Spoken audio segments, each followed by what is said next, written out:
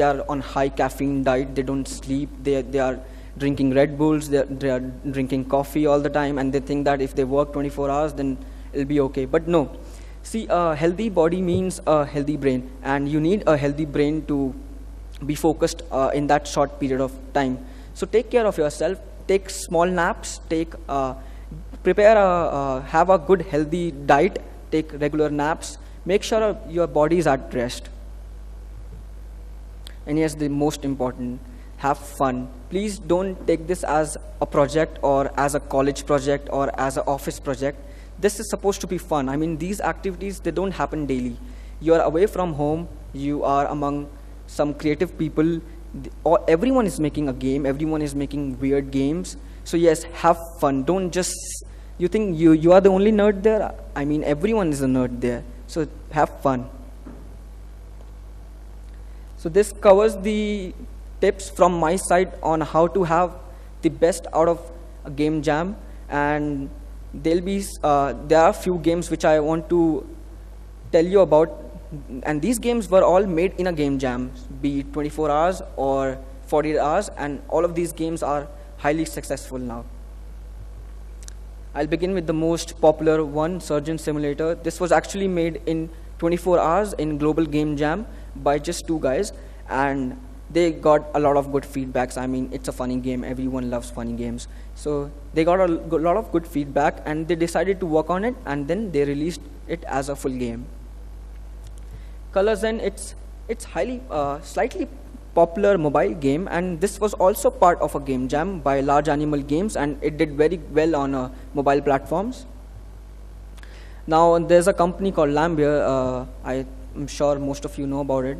The games Luft Trousers and Nuclear Throne, both of these games are result of a game jam. Nuclear Throne is still in development, but the whole idea was started in a game jam.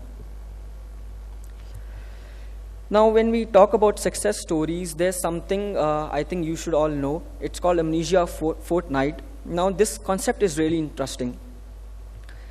This guy called Tim Schafer, who's popular for games like Broken Age, Psychonauts, and other games. So he was working on a game called Brutal Legend. And at the time of the development of Brutal Legend, there were some issues with the publisher, so the team was not able to properly work and have their best put onto the game. So the team was demotivated. So Tim came up with a brilliant plan. He organized an internal game jam within the employees, and he divided all the employees into small groups. And he asked everyone to make a game. There were no themes, there were no limitations. Everyone had to make a game, and in the end, Tim was supposed to judge them. So in 4 weeks, they made around 8 games. And out of those 8 games, Tim selected 4. Costume Quest, Stacking, Iron Brigade, and Sesame Street. Now, all these 4 games were part of a game jam, and they were done in 4 weeks. So the resources were extremely low. The time, everyone was having fun because this was not an office project. They were not supposed to please the investors. So they were actually making these games while having fun. Now, to your surprise, all of these games were picked up by major publishers. Costume Quest and Stacking was taken by THQ, and they published it. Iron Brigade was published on Xbox Live by Microsoft, and Sesame Street was acquired by Warner Brothers. Now, all these 4 games made in 4 weeks, and they were picked up by top publishers. So this proves that even if you're not an indie developer, even if you have a small startup, even if you have a big company, you can actually do these activities in your company to motivate people to let their creative ideas come out, and who knows, there might be another out-of-the-box concept in your own company. So this covers almost all of the thing which I wanted to talk about, and this is a very handy tool if you are interested in participating in game jams. This keeps tracks of all the game jams happening all over the world, and it gives you all the info about how to register, what are the prizes, where are the venues, and it covers almost every game jam on earth, be it online and off-site. I'll end with some wise words from Rami Ismail, who will be actually doing a talk in the next room. He told me that game jams offer experience and constraint, and let it just happen to be that those things are very vital to a good creative progress. Thank you very much, and I'll be happy to answer any questions.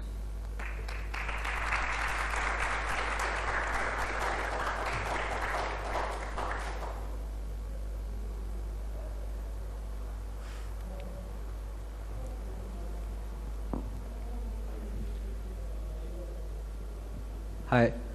So my question is, I wanted to know your opinion. Yeah, okay.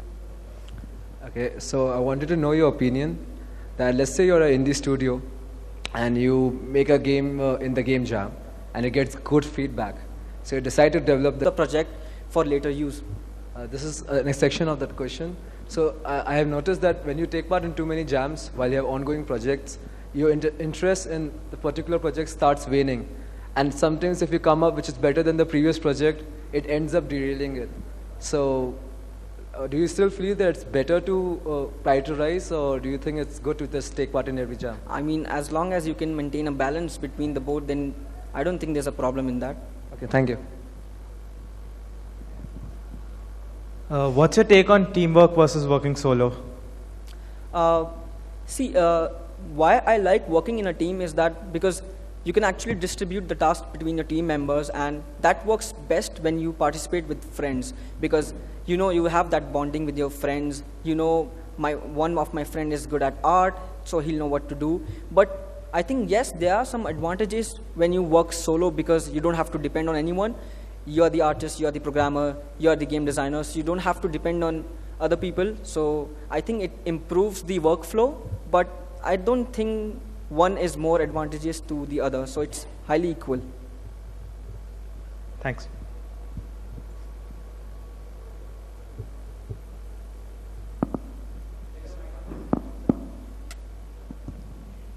Who can do the game jam? Means I'm an artist, so how can you do? Sorry, I didn't get your question. Generally, the programmer can do, but if I am an artist, so how can I do? I can make a.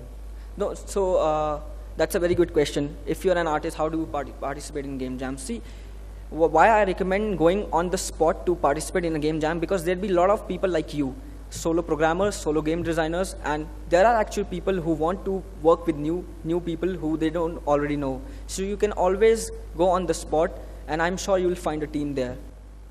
Okay.